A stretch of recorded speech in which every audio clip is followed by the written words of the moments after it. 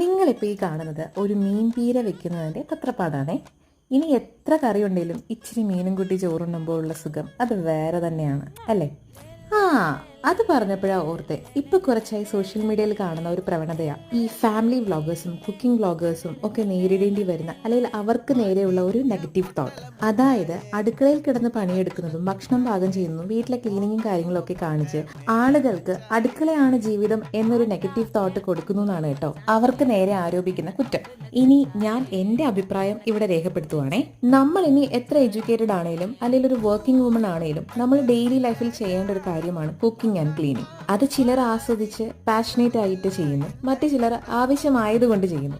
ഇഷ്ടത്തോടെ ചെയ്യുന്നവർ അത് ചെയ്തോട്ടെ, മറ്റുള്ളവർക്ക് ഉപദ്രവമില്ലാണ്ട് അവർക്ക് ഇഷ്ടമുള്ള കാര്യം അവർ ആസ്വദിച്ച് ചെയ്യുന്നതല്ലേ ഹാപ്പിനെസ്. ആഫ്റ്റർ ഓൾ അവരും ഇതിലൂടെ വീട്ടിലിരുന്ന് ഇൻകം ജനറേറ്റ് ചെയ്യല്ലേ. എന്റെ ഈ തോട്ട്സ് നിങ്ങളുടെ അഭിപ്രായങ്ങളുമായി യോജിക്കുന്നുണ്ടെങ്കിൽ കമന്റ് ചെയ്യാട്ടോ.